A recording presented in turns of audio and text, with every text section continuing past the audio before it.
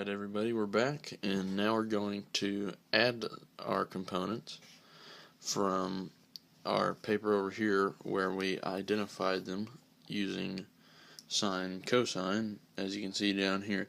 Now, you're going to need to do this and plug this into your calculator to get your actual values in units, and I've already done that on another sheet, so now we're going to place them over here in our table that we've made with vector A, B, and C, and then our summation of X components and summation of Y components.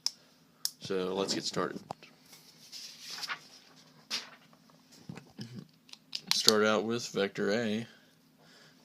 For our X component, the product of 20 units times the cosine of 30 will be 17.3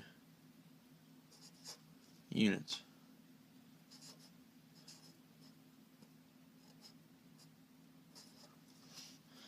Now, the summation of, or the component of vector A and the Y will be 10 units, according to my calculator. So, remember I've already done this, so that's Y units. So, X units, Y units, plus. Alright, so now we're moving on to vector B. 40 units times the cosine of 25 degrees will be 36.3 X units. So that's units in the X direction. It's 36.3 units in the X direction for the X component of B, right there. So now we're moving on to the Y component of B, which is 40 units times the sine of 25 degrees, which is negative 16.9 units.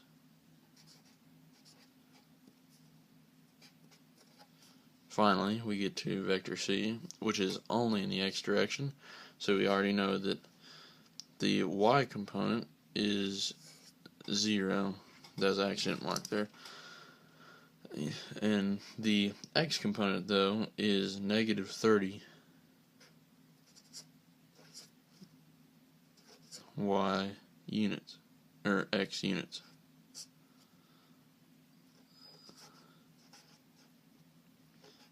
Now you have your three vectors ready to be added, and the resultant, or the summation of these vectors, will be. Alright everybody, so we've put our components of all our three vectors here. We've got our X components and our Y components in unit form. We have 0 units here, negative 30 units there, 36.3 units there, and 16.9 units there, and 17.3 and 10 units there. So we bring these down here.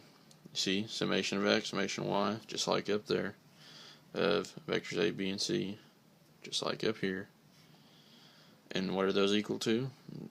Summation of the X components of these three vectors are equal to the X component of the resultant vector. Now we're getting somewhere. The summation of the Y of the components of these three vectors are equal to what? The Y component of the resultant vector. So now we finally have what we need to make our final vector. So for our X component of our resultant vector, we get 23.6 units, and for our Y component we get negative 6.9. And when you square both of those using your pi Pythagorean theorem, you know, a squared plus b squared equals c squared, you get for your hypotenuse, since these are your two legs, 23.6 squared plus negative 6.9 squared, then the square root of that is equal to 24.6 units. So let's graph that. Let's look over here. We have it graphed already. Graph the result and see that's your final step. So here you have the x component, 23.6 units, just like we had here, and your y component, which is equal to negative 6.9 units, just like we had here, right? So then, when you square them, this is what I was talking about with the hypotenuse, using Pythagorean theorem. You have your x component, your y component, and your hypotenuse, 24.6 units. Now, what I talked about earlier with the at the beginning of this, with 180 degrees making this piece negative, was that if you look at your unit circle here, you have 180 degrees right there. And cosine is what? The x value, right? So if you look at 180 degrees, your x value, or your cosine, is negative 1. You type 30 units into your calculator times the cosine of 180, you get negative 30. So therefore it's negative, and that's why you have to measure your angles around correctly, because that's negative. But if you didn't have this visual aid, you wouldn't know that. Same thing for this over here. Your let's see, your y component for the 40 units sine 25. See, if you do it just regular without making that negative 25, or not negative 25, but let's see here.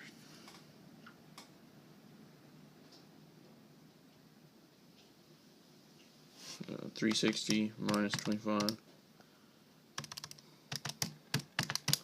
is equal to 335. So you do 40 times the cosine of 335, and you would get 36 point. Everybody, now we're going to go back to what I brought up at the beginning of the video about why it's so important to have your angles be measured properly.